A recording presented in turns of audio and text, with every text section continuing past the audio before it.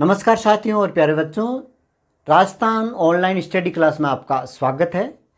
आज के वीडियो में अपन स्टडी करेंगे कक्षा 10 की जो सामाजिक विज्ञान है उसकी इतिहास की एक पुस्तक है भारत और समकालीन विश्व, भाग 2 है उसका जो फर्स्ट चैप्टर है यूरोप में राष्ट्रवाद का उदय, उस पर अपन चर्चा करेंगे। ये चैप्टर थोड़ा सा अजीब सा लग रहा है, उसका 2-3 रीजन है। एक तो ये बहुत ही लेंथी है, बहुत बड़ा चैप्टर है और इससे जो प्रश्न आते हैं वो 4 नंबर के आते हैं।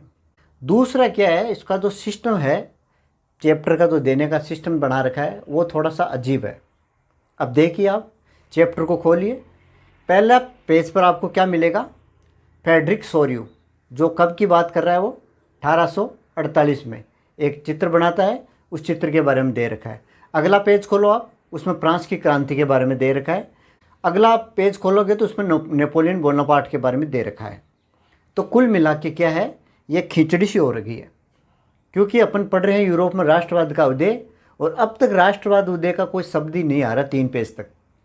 तो इससे क्या कन्फ्यूज हो रहा है। तो आपको कन्फ्यूज नहीं होना है, आपको एक सिस्टमेटिक ढंग से 4 नंबर के लिए कहाँ कहाँ से क्वेश्चन आते हैं उन्हीं को अपन लेते हुए आज के वीडियो में अपन चर्चा करेंगे।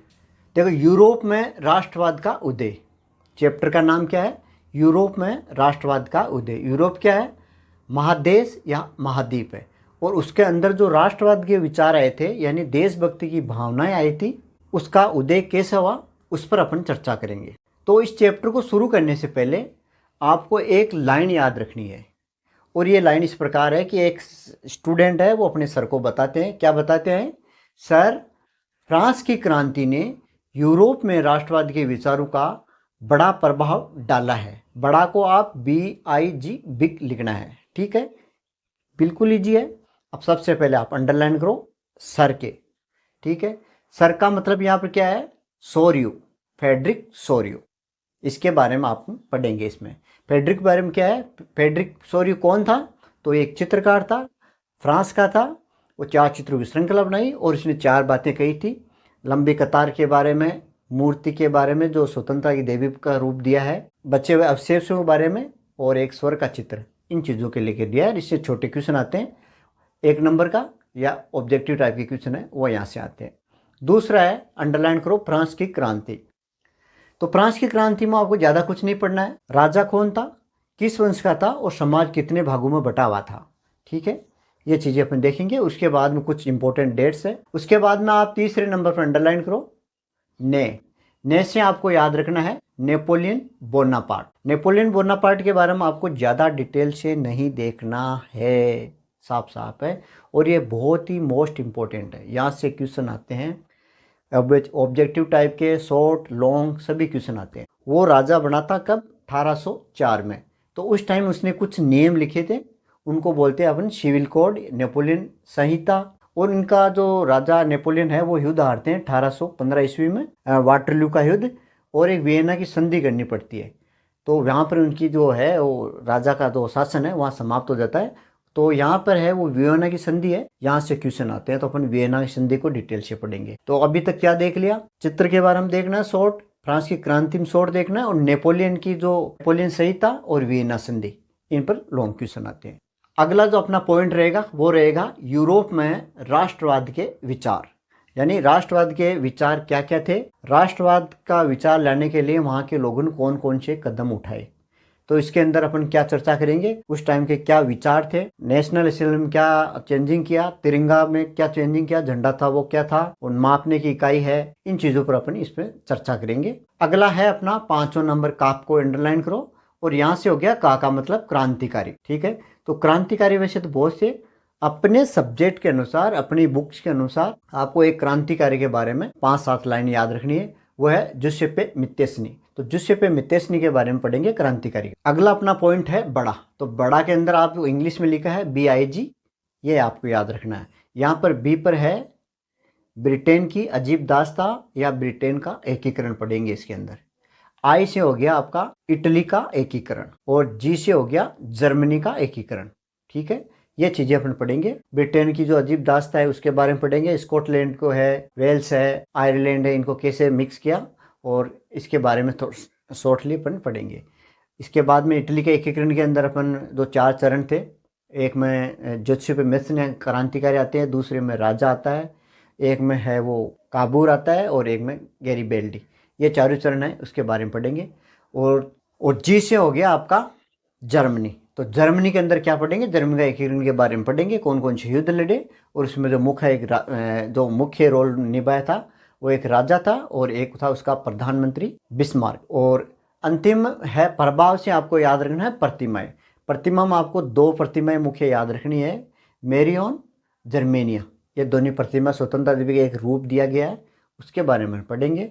इनके अलावा आपको एक फ्रैंकफर्ट की संधि है और एक यूनान स्वतंत्र के सभा। देखो पहला पॉइंट है फेडरिक सोरियो, शॉर्ट क्वेश्चन आएगा। फ्रांस की क्रांति शॉर्ट आएगा। नेपोलियन बोनापार्ट, यहाँ से क्वेश्चन आते हैं, या तो वियना संधि से आएगा या सिविल कोड से आएगा। यूरोप में राष्ट्रपति ने कौन कदम उठाए, यहाँ से क्वेश्चन आ सकता है। जिससे पे मित्र पर शॉर्ट नोट्स आ सकता है। और बाकी तीनों है ब्रिटेन, इटली और जर्मनी का एकीकरण, इन पर भी क्वेश्चन आ सकता है। इसके अलावा आप तो ये तो अपना शॉर्ट इंट्रोडक्शन हो गया। अब लेते हैं अपना पहला पॉइंट, फेडरिक सोरियो। तो इस पर अपना आज चर्चा करेंगे, फेडरिक सोरियो पे। तो शुरू करते हैं अपना पहला टॉपिक आज का, फेडरिक सोरियो। ये जो चित्र दे रखा है ये है फेडरिक सोरियो। तो ये क्या था, इसके बारे में आपको शॉर्टली याद रखना है। फ्रांसीसी चित्रकार था, ये था फ्रांसीसी चित्रकार था। दूसरा है 1848 में 4 चित्रों की एक श्रृंखला बनाई। और तीसरा है इस चित्र का नाम क्या दिया, कल्पनादर्श या यूटोपिया। ये चीज़ें आपको याद रखनी है। कल्पनादर्श का मतलब होता है ऐसे समाज की कल्पना करना जो वास्तव में होना संभव नहीं हो, उसको बोलते हैं अपने कल्पनादर्श या यूटोपिया। तो ये तो हो गया अपने इसके बारे में शॉर्टली, ठीक है। तो इसको याद रखने के लिए देखो आप कैसे याद रख सकते हो इसको। एफ है, फेडरिक का एफ है, तो एफ से आपको फैस से फ्रांस याद रखना है। तो ये फ्रांस के चित्रकार थे। कहाँ के रहने वाले थे, फ्रांस के। कितने चित्रों की श्रृंखला बनाई, 4 चित्रों की। और कब बनाई है, तो कब को आपको याद रखना है। सन याद रखने के लिए क्या करना है आपको, 4 चित्रों की श्रृंखला बना दी। ये 4, 1 2 3 4, कितनी है ये, 4 श्रृंखला। 4 श्रृंखला क्या बनाई, एक श्रृंखला। तो ये होगी 1848 ईस्वी, ठीक है, याद रह जाएगी सन। तो ये तो हो गया अपना इंट्रोडक्शन। अब देखते हैं चित्र के बारे में क्या दे रखा है। 4 चित्रों की श्रृंखला है तो इसमें 4 बातें कही गई है। पहली बात की गई है लोगों की लंबी कतार। दूसरी बात कही गई है महिला की प्रतिमा जो स्वतंत्रता देवी है, वो बताई गई है। तीसरा निरुकुल संस्थाओं के ध्वस्त अवशेष। और चौथा है स्वर्ग। ये 4 पॉइंट बताए गए हैं, ठीक है। इतना ही आपको याद रखना है। अब लोगों की कतार के बारे में क्या दे रखा है, देखो लोगों की कतार के बारे में पहला पॉइंट है अमेरिका और स्विट्जरलैंड है वो सबसे आगे जुलूस का नेतृत्व कर रहे हैं, ये बात लिखी हुई है। दूसरा लाइन में आपको सभी उम्र के लोग, सभी धर्म के लोग, सभी समाज के वर्ग के लोग कतार में है, ये हो गया। तीसरा पॉइंट आपको याद रखना है स्त्री पुरुष और बच्चे, इस चांदी की जगह झंडा याद रखना, झंडा लिए हुए कतार में है, ठीक है। ये तो हो गया पहली बात। यानी पहली लाइन में क्या लिखना है, लोगों की लंबी कतार के बारे में लिखना है कि लोगों की लंबी सारी कतार लगी हुई है, उसमें सभी समाज के लोग हैं, अमेरिका स्विट्जरलैंड के लोग सबसे आगे हैं, झंडा ले रखा है, सभी धर्म है, ये सभी स्त्री पुरुष बच्चे सभी लाइन में लगे हुए हैं। ये चीज़ आपको याद रखनी, हार्ड नहीं है। दूसरा है महिला की प्रतिमा, ये ठीक है, ये हो गया। दूसरा ये हो गया आपका। तो महिला की प्रतिमा के बारे में आपको क्या याद रखना है, एक हाथ में तो मसाल है और एक हाथ में है घोषणा पत्र। 2 चीज़ें याद रखनी है। महिला की प्रतिमा है वो स्वतंत्रता की देवी का रूप दिया गया है, एक हाथ में उसके में मसाल है, एक हाथ में घोषणा पत्र है। मसाल है वो ज्ञान और क्रांति का चिन्ह है और घोषणा पत्र मनुष्य के अधिकारों के बारे में बताया गया है। 2 चीज़ हो गई। तीसरा पॉइंट है निरंकुश संस्थाओं के ध्वस्त अवशेष, यानी सब कुछ नष्ट हो गया है और अब है वो जो बिखरे पड़े हुए प्रतिमा है वो बिखरी पड़ी है, वो है। तो प्रतिमा के सामने बिखरे पड़े हैं, एक पॉइंट तो ये लिख लो। इसमें निरंकुश राजाओं का अंत बताया गया है इसमें, ये चीज़ें। अंतिम पॉइंट अपना स्वर्ग। तो स्वर्ग के बारे में क्या है, ईसा मसीह है, एक तो ये बता रखा है, फरिश्ते ये बता रखे हैं, संत है, ये सब क्या है, इस दृश्य को आकाश से देख रहे हैं, स्वर्ग से देख रहे हैं और वो इस चित्र को देख के बहुत ही खुश है। तो ये छोटा सा इंट्रोडक्शन आपको याद रखना है। देखो इसमें क्वेश्चन कहाँ से आएंगे, फेडरिक सोरियो कहाँ के थे, कितने चित्रों की श्रृंखला बनाई, चित्र का नाम क्या था और किस सन में बनाई, ये शॉर्ट एक एक नंबर के आएंगे और शॉर्टली आपको 2 नंबर का नोट्स पूछा जा सकता है। तो आज के वीडियो को यहीं विराम करते हैं।